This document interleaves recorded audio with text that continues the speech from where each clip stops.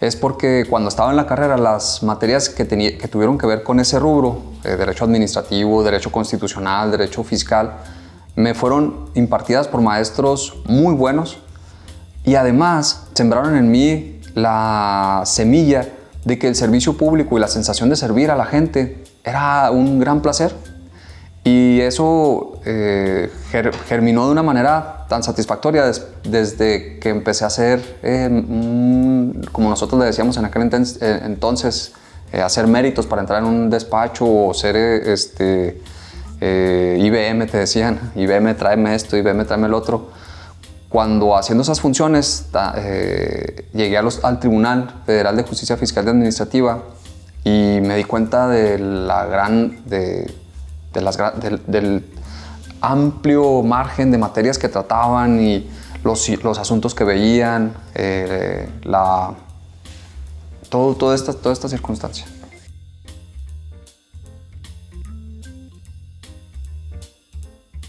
¿Por qué? ¿Por qué llego al Tribunal Federal de Justicia Fiscal y Administrativa, en concreto a la tercera sala regional Hidalgo, México, ubicada en Tlalnepantla de Base, Estado de México? Se debió a que acababa de salir de la carrera y me sentía joven y quería experimentar, quería conocer el mundo, y se abrió la oportunidad de que una conocida trabajara allá en el Tribunal Federal de Justicia Fiscal y Administrativa y me dijera: vente, Jacob, empieza como meritorio, procuramos aquí presentarte con algunas personas y han estado abriéndose plazas rápido. Yo te auguro que siendo acomedido, trabajador y dándole una buena imagen a mi jefe, es probable que te puedan dar una plaza. Entonces me voy para allá.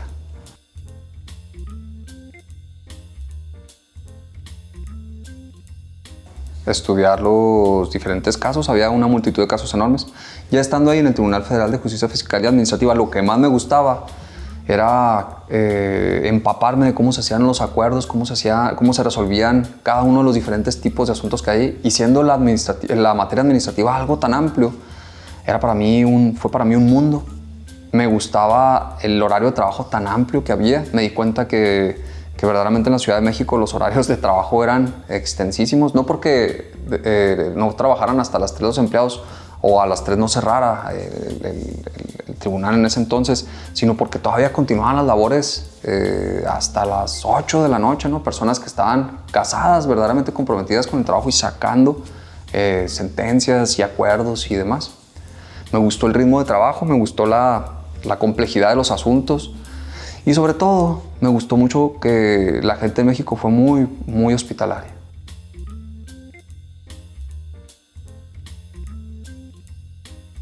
Y algo que no me gustaba era que las personas que hacían los trabajos de escribiente, de sacar copias, de choferes incluso, pues recibían una remuneración muy, muy baja y hacían un gran trabajal. Si pudiera realmente...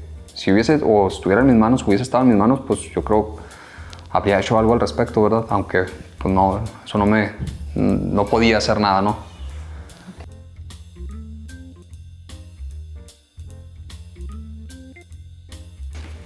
Después del Tribunal Federal de Justicia Fiscal y Administrativa, entré a la Comisión Federal de Electricidad y te preguntarás por qué. Es simple la respuesta, porque las oportunidades que me había comentado mi amiga para poder entrar ahí no se sucedieron. No pasó, no se abría otra plaza y yo era un chico foráneo norteño, tenía que pagar renta. Mis papás pues ya me estaban diciendo que estaba dura la carga económica. En aquella época acá en Chihuahua estaba muy dura la violencia con todo aquel guerra contra el narcotráfico que se hizo en aquel periodo de esa presidencia que todos sabemos. Entonces sucedió una coyuntura muy interesante. Se destruyó Luz y Fuerza del Centro por un decreto presidencial sucedido el 9 de octubre del 2011 y se creó la comisión, la Comisión Federal de Electricidad pasó a hacerse cargo de todo lo que en aquel entonces hacía Luz y Fuerza del Centro y requirió muchas manos para entrar, y en ese bonche de personas que necesitaban entré yo a trabajar ahí.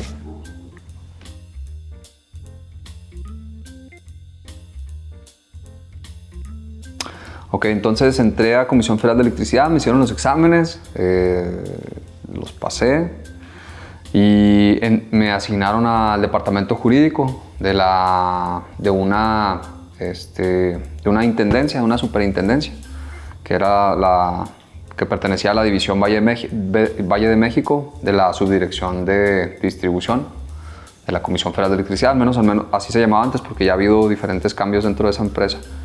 Y empecé ahí en el jurídico. ¿Y qué hacía el jurídico en esa superintendencia?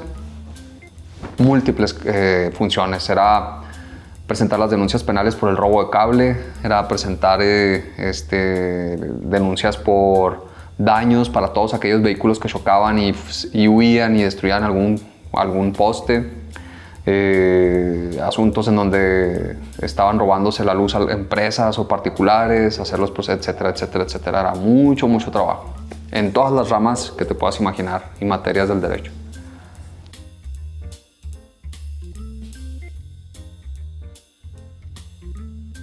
Luego de la Comisión Federal de Electricidad, entré al Poder Judicial del Estado de Chihuahua, pero en Juárez, o sea, estaba en la Ciudad de México y de ahí fue un cambio radical a Ciudad Juárez. Yo ya en la Comisión Federal de Electricidad había ascendido a jefe del departamento jurídico, ¿no? Me iba muy bien, estaba muy joven y había aprendido muchísimas cosas al estar como en una jefatura de un departamento, tener gente a mi cargo, etc.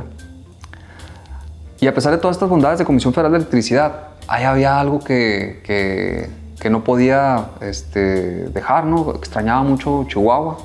Entonces empecé a añorar cada vez más, que yo creo se abrió la oportunidad de entrar al Poder Judicial del Estado de Chihuahua. Y era algo que desde que yo había estado en la carrera había anhelado. Todos los maestros que eran magistrados y nos daban clases, para mí eran era una eminencia, ¿no? Y todo el mundo quiere aspirar o que en algún momento deseaba llegar a esos puestos. Entonces no desaproveché esa oportunidad y me fui de actuario como con pues no sé si eso esté bien decirlo, con un tercio del salario que tenía allá en México, y me fui de actuario allá a Juárez.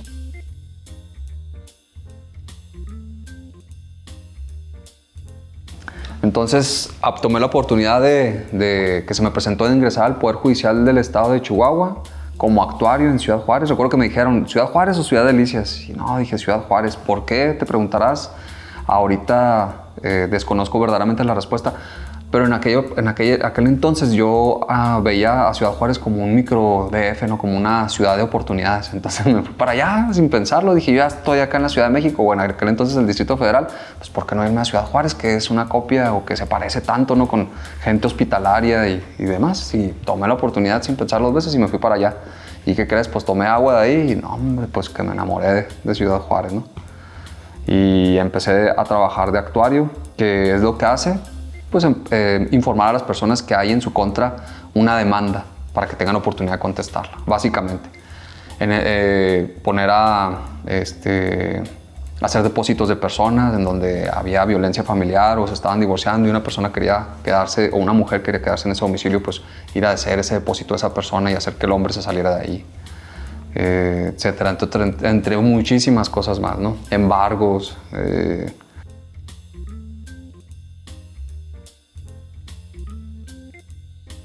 Híjole, algo que recuerdo mucho y me dejó muy impactado, y en aquel entonces todavía no estaba casado y yo decía, yo me quiero casar y quiero tener a mi esposa, y ya andaba ahí con mi chica. Fue un asunto de un emplazamiento de un divorcio. Era ir a notificarle, o sea, era informarle a la señora que la estaba demandando su esposo y que ya no quería estar con ella, quería divorciarse. Y recuerdo que llegué ahí a un lugar, en una colonia bonita ahí en Ciudad Juárez, una casa muy bonita. Toco la puerta y me habla una señora muy bonita, debo decir, una señora guapa. Y me llamó tanto la atención de que le dije, señora, disculpe, me presento con usted, soy fulano de tal, soy actuario, vengo a emplazarla de un divorcio. Y lo que más me llama y se me hizo tan conmovedor fue que ella se le llenan los ojos de lágrimas, se le empiezan a salir las lágrimas, y con una amabilidad exagerada y me dijo, no, yo estoy bien, yo entiendo. Muchas gracias, joven, por emplazar. Si ya las cosas no funcionan, pues ni modo, no esperaba que hubiera cambiado de opinión.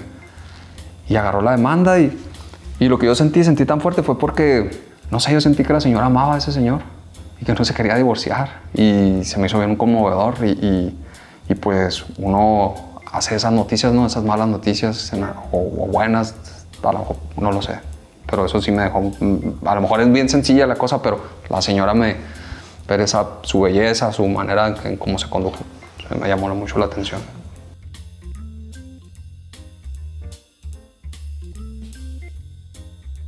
Un secretario de acuerdo lo que hace es recibir los escritos que presentan las partes en los juicios y resolverles sus peticiones. Decirles si lo que estás pidiendo se puede, si se puede por estas razones o no se puede porque existen estos impedimentos. Punto. Okay. Asimismo, como también estar ahí en ese entonces, conforme a la legislación que estaba vigente en el Código Procesal Civil vigente en ese entonces, pues era atender audiencias en donde se desahogaban pruebas y estar examinando que se hicieran bien los interrogatorios a los testigos o las posiciones a los absolventes, etcétera, ¿no?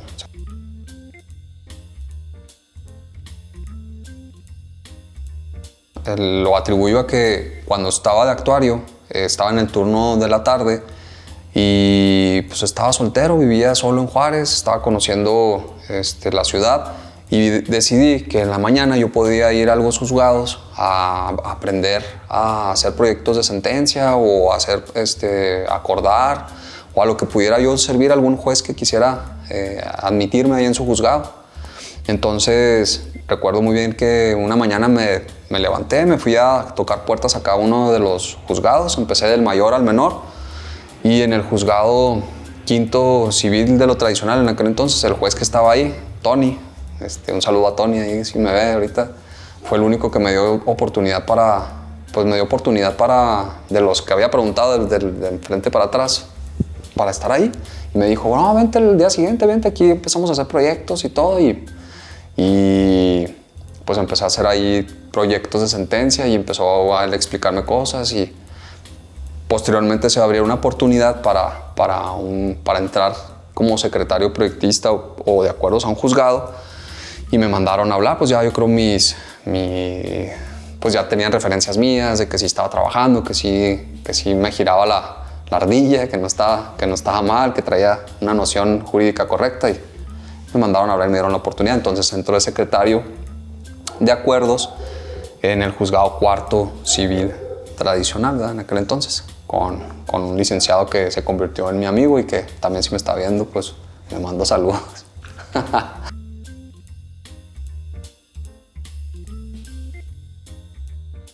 Con muchísima gente. En primera, convives con todo el personal, tú eres el brazo derecho del juez, por así decirlo. Al menos en aquel entonces así era, ¿no?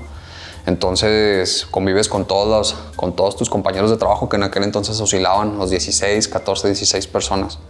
Y además con todos los abogados y los clientes que traen, ¿no? Que vienen a decirte, oye, el asunto, ahorita mi expediente se van a desahogar estas pruebas, o ahorita tengo una audiencia contigo, o hay una promoción, un escrito, para ponerlo en términos sencillos, que presenté y aquí está sellado, recibido, y pues no lo has visto, o lo viste y me lo acordaste mal, o no estoy de acuerdo con esto, ¿qué puedo hacer? Entonces era mucha la atención en la que se tenía que dar a las personas.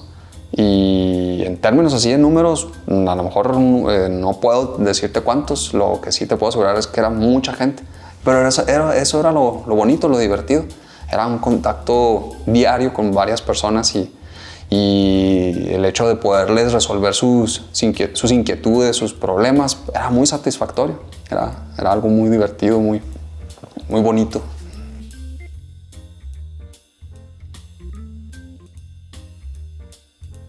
Y quería construir una carrera judicial porque desde que estuve en la carrera y vi a los maestros que nos impartieron clases y que habían sido o que eran magistrados, los fundamentos con los que te hablaban, el conocimiento que tenían, la pasión que demostraban por la materia, los ejemplos o el abanico de oportunidades que te abrían a ti como estudiante que tú tratarías en un futuro, combinado con el servir a la gente, pues definitivamente hicieron germinar ese deseo de hacer una carrera judicial. cambiar paradigmas, tomar todas esas enseñanzas que me dieron los maestros, todos esos puntos positivos y cambiar esas partes también negativas que llegamos a advertir, ¿no? O que no llegábamos a ver.